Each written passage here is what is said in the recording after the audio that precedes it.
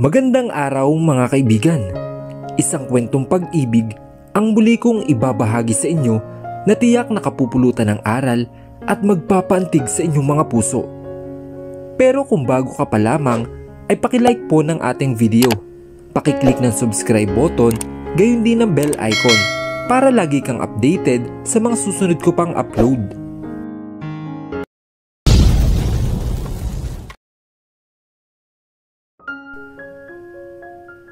Itinaas ni Trina ang kanyang buhok at basta na lang yun itinali. Pagkatapos ay napatingin siya sa kanyang cellphone na nilapag niya kanina sa ibabaw ng kama. May reply sa kanya ang mama niya, habang si Charlotte naman ay may miss call sa kanya. Nag-callback siya sa kapatid ng asawa niya na agad naman itong sinagot. Ang ilong ng baby niya ang una niyang nakita sa screen ng cellphone. Natawa siya nang marinig niya sa background dito na pinapalayo nito si Charlotte sa screen. "Mami!" Nakangisi nitong tawag sa kanya sa maliit nitong boses.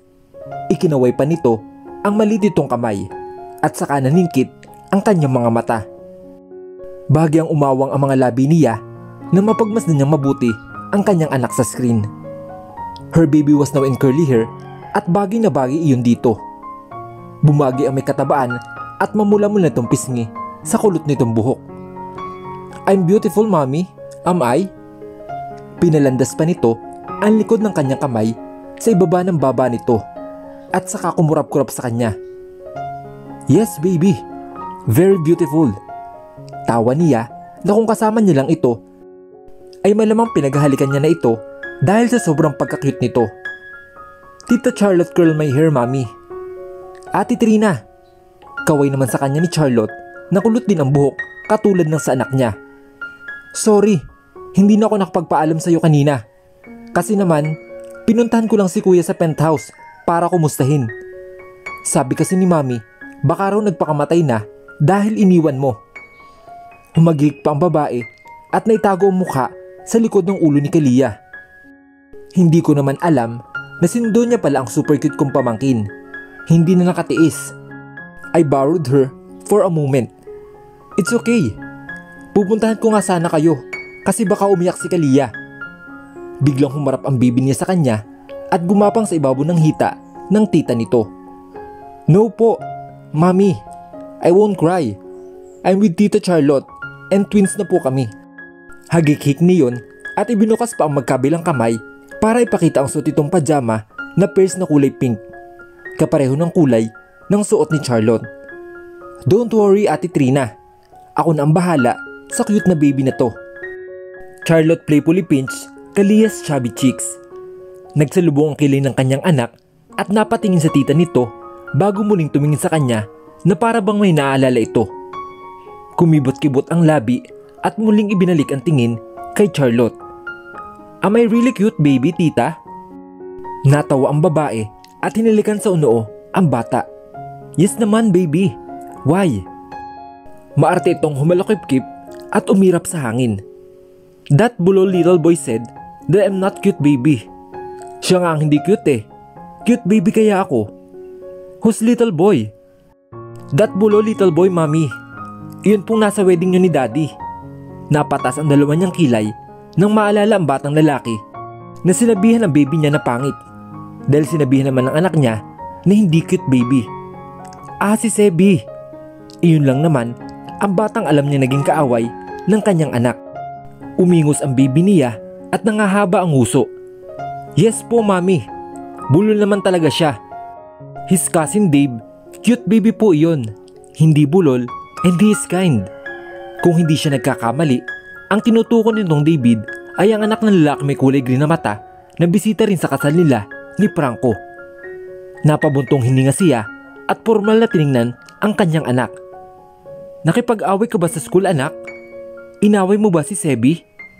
Umiling ang anak niya at nag-iwas ng tingin, kaya strict nung tumaas ang kanyang kilay. "Kalia." Mas lalong humaba ang nguso ni Kalia at saka tumungo. "Little lang po." "Inaway mo pa rin. Di ba sabi ko sa'yo, huwag kang makikipag-away? Siya naman po nagsimula eh." Still, mas tumungo ang bata at pinaglaruan ang mga daliri nito. "Sorry mami," umiling siya.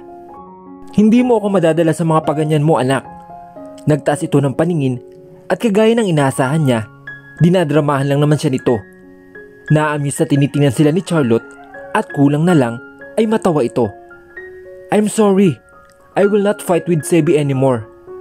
At saka po, she trailed. Kapag ganito magsalita ang anak niya, alam niyang may hidden agenda ang sinasabi nito. Namimilog ang mga matang umiling ito at itinago ang kanyang bibig. "Nothing, mommy. You can't hide anything from me, baby."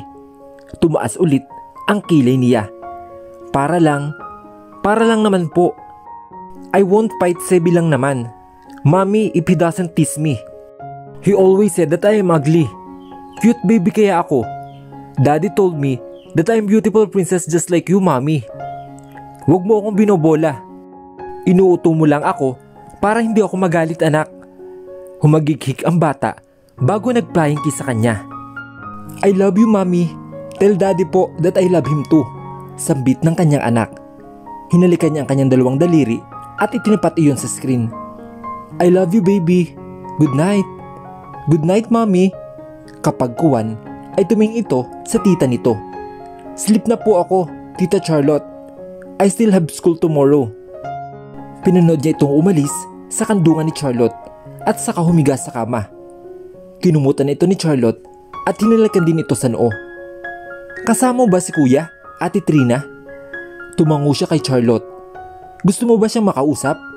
Nasa kusina siya eh." "Naku, hindi na. Naninigurado lang ako na buhay pa siya.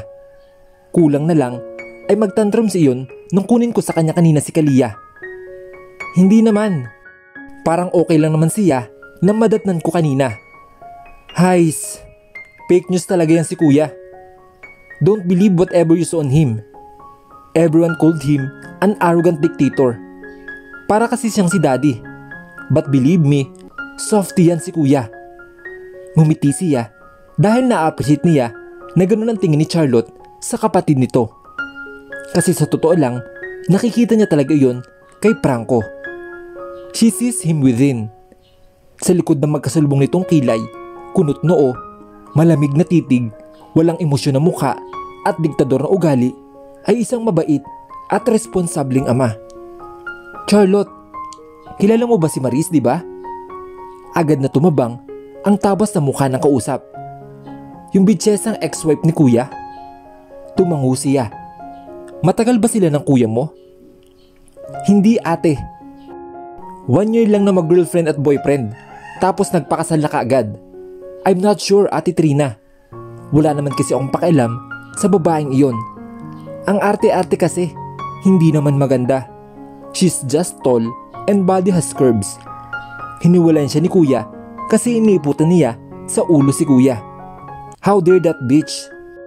Pasalamat siya at hindi ko na siya binalikan para kalbuin siya kasi naku talaga. Ikwinento nito sa kanya na nakipagsabunan din ito kay Maris na minsan mahuli ito ang babae na may kahalikang ibang lalaki. Nagkaroon pa ng part 2 nang tuluyan na nag-file ng annulment si Franco. Sadyang palaban si Charlotte dahil kahit mas matangkad si Maris ay sugod kung sugod ang babae. Pero tama nga ang hinala niya. Walang alam ang pamilya ni Franco sa namatay nitong anak. He was keeping the pain for years by himself, and she cannot imagine how painful was that for him. Maya-maya pa ay nagpaalam sa kanya si Charlotte dahil pinapatawag daw ito ng kanyang ama. "Pwede mo bang iwan muna ang phone? Gusto ko lang makita ang baby ko. Please." "No problem, Ate Trina." Inayos nito ang cellphone paharap kay Kalia bago ito lumabas ng kwarto. Tuluyan siyang sumampa sa kama at niyakap ang isa sa mga unan. She stared softly at her daughter, who is now sleeping peacefully in Charlotte's bed. She just realized that she was so lucky to have her daughter with her alive, breathing and bubbly. She was sad for Franco losing his child. Wala siyang makapang kahit anong galit, inis o pagsiselos man lang sa kalamang nagkaanak din ito sa dati nitong asawa. Malungkot siya para rito at gusto niya itong damayan sa kalungkutan nitong iyon. Ano nga ba ang sinabi nito sa kanya kanina? Maris killed the child? Wala itong detalyeng sinabi. Subalit ayon na rin sa kalkulasyon niya, ipinalaglag ng babaeng iyon ang kanilang sanggol. 8 buwan lang nakasal si Franco at Maris, at kung nabuntis man ang babae sa unang buwan ng pagpapakasal, malaki ang posibilidad na pinalaglag nga nito ang bata. Pero bakit? Paano magagawa ng isang ina na patay ng kawalang malay na anghel? Huminga siya ng malalim at hinaplos ang kamay sa screen ng kanyang cellphone kung saan naroroon ang mukha ng kanyang anak. She never imagines herself doing that monstrous deed to her child. Pero sino nga ba siya para manghusga? Hindi naman niya alam ang buong kwento. Wala siyang karapatan na manghusga dahil wala naman siyang kinalaman sa buhay ni Franco at Maris noon. Basa at malambot na bagay na padampi-dampi sa kanyang balikat ang nagpagising kay Trina. She softly ground and hugged the pillow even more. Strawberry, it's 8. You should eat first.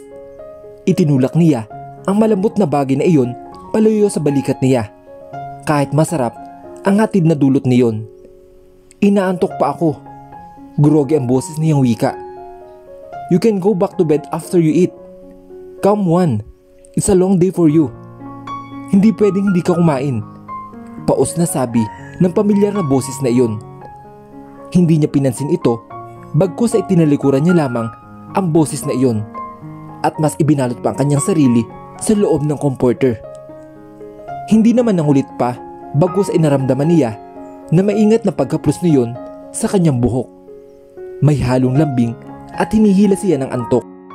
Nang muli siyang magising, ang mga ilaw na nagtataas ang gusali, nakitang-kita sa kinaroroonan niya ang unang sumalubong sa kanya. Nakapatay ang ilaw sa kwarto, kaya hindi na naistorbo ang kanyang pagtulog.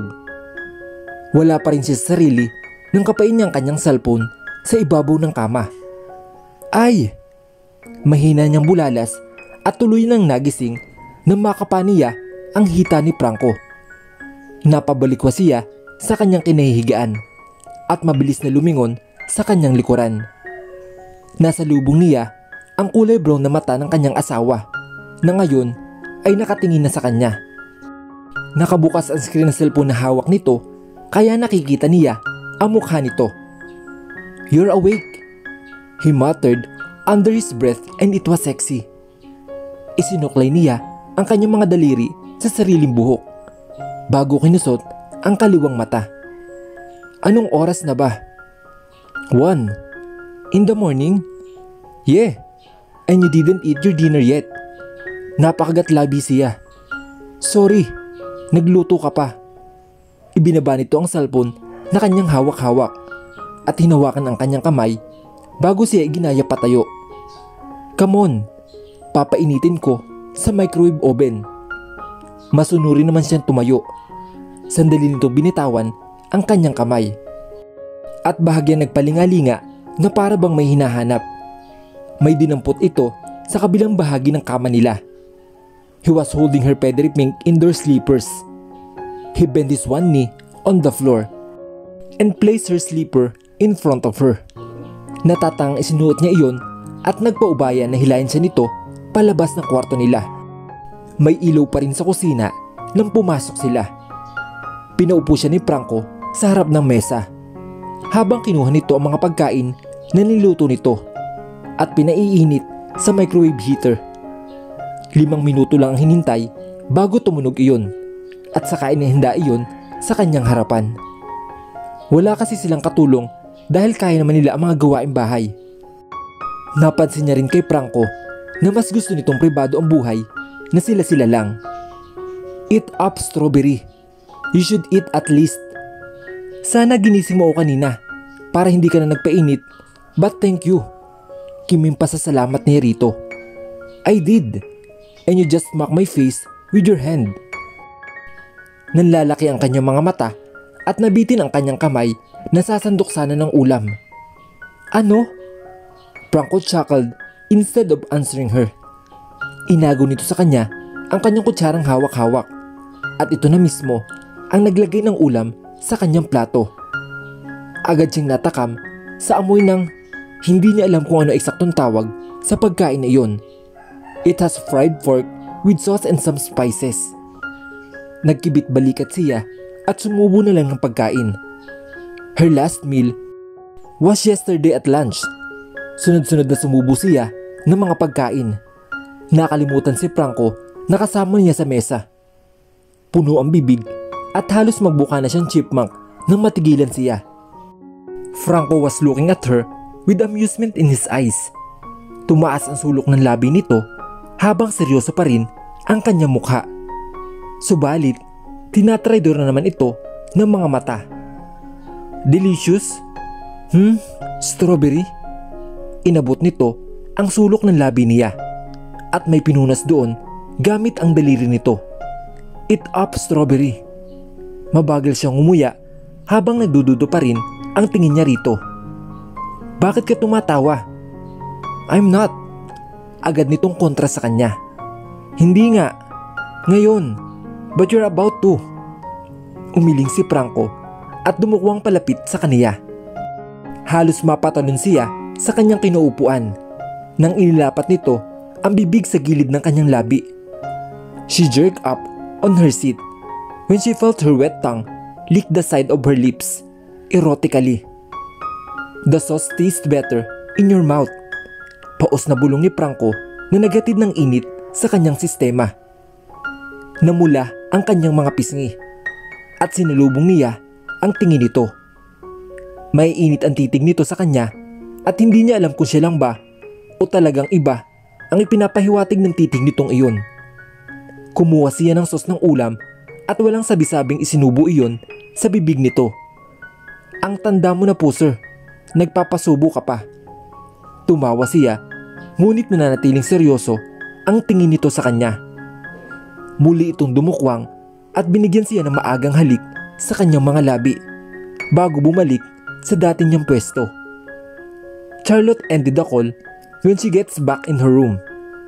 Naabutan ko siya. Wika nito habang nakatingin sa kanya na hinugasan ang pinagkainan niya. Pinapanood ko si Kalia matulog. She's loving her curly hair.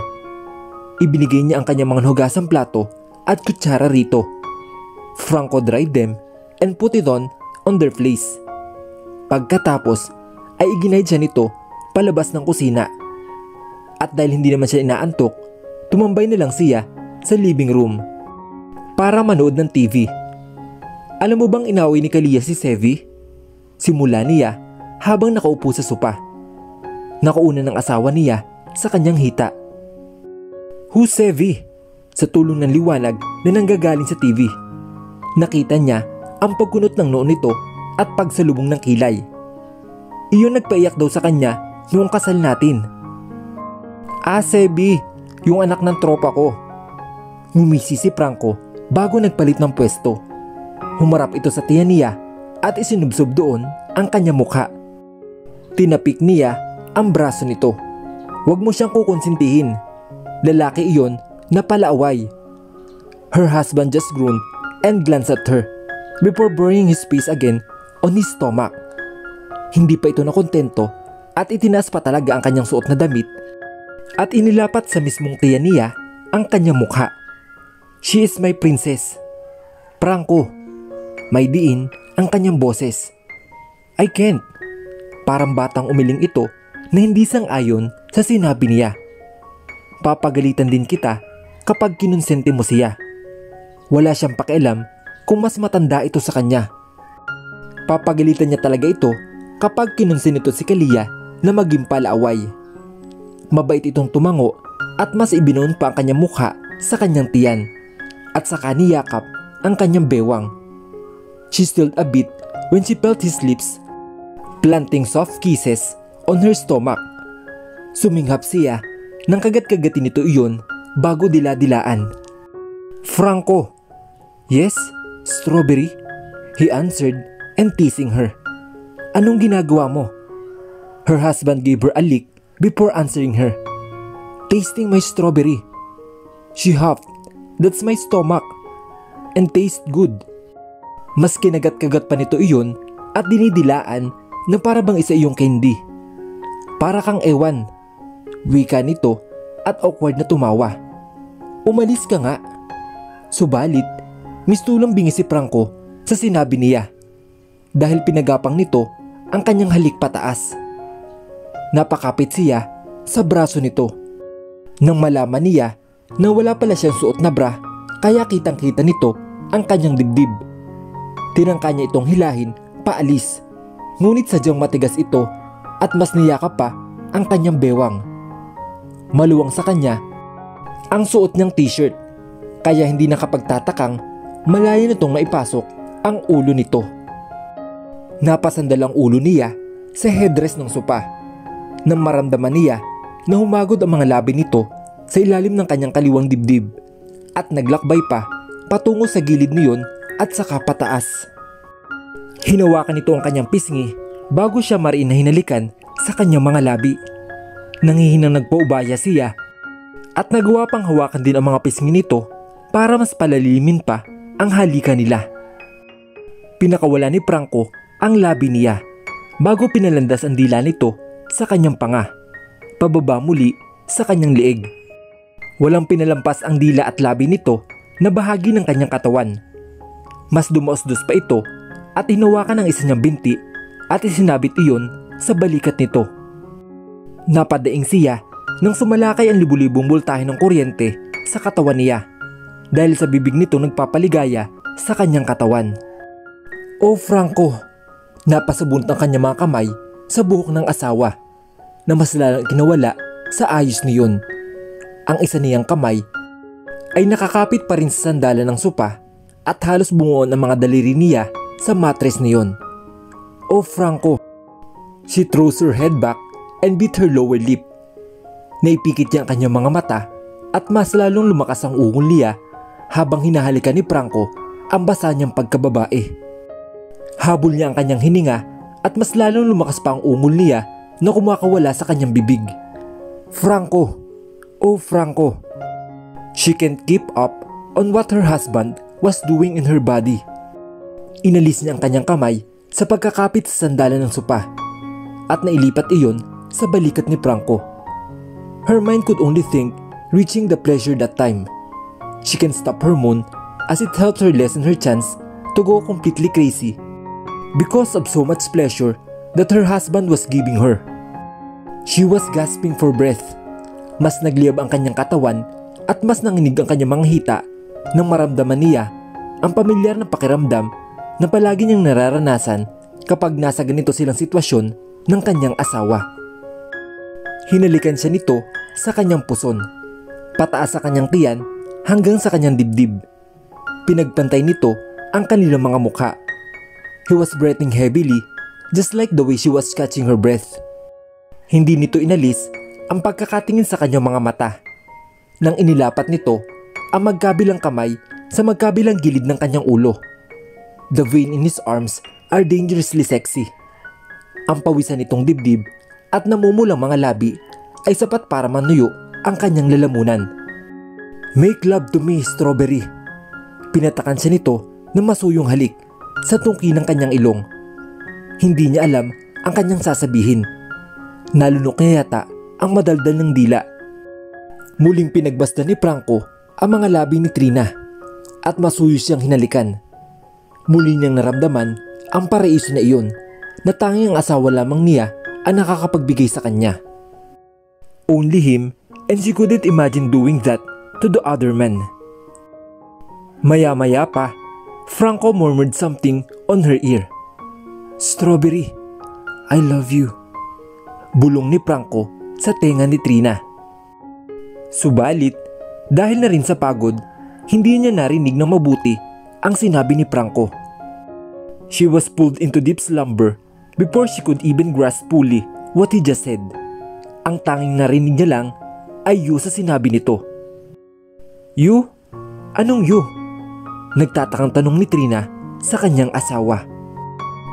Kinabukasan, masakit ang katawan ni Trina nang magising siya. Ang nag-iingay niyang cellphone ang humila sa kanya para tuloy niyang imulat ang kanyang mga mata. Wala sa sariling kinapakapan niya ang kama para hanapin ang kanyang cellphone. Nang hindi niya mahanap iyon, ay itinulak niya ang kanyang sarili para bumangon sa kama at saka hinagilap iyon. Natagpuan niya iyon sa ibabaw ng bedside drawer sa tabi ng pwesto ni Franco sa kanilang kama.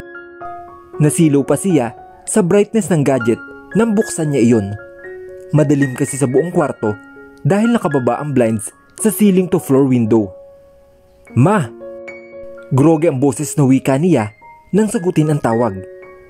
"Anak!" Baka sa boses ng mama niya na tila nakahinga ito ng maluwag nang sagutin niya ang tawag. "Diyos ko po! Nasaan ka ngayon, anak? Nandyan ka pa rin ba sa bahay ng asawa mo?"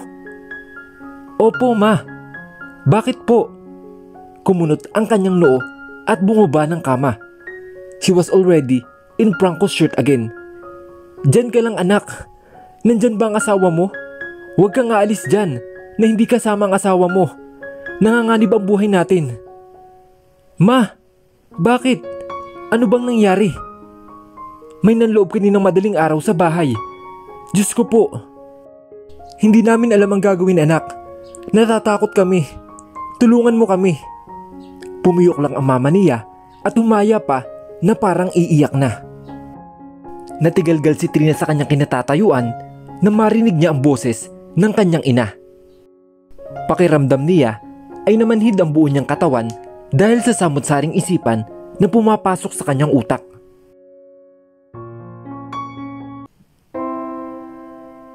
Ano ang motibo ng tangkang panluloob ng mga kawatan sa kanilang pamilya?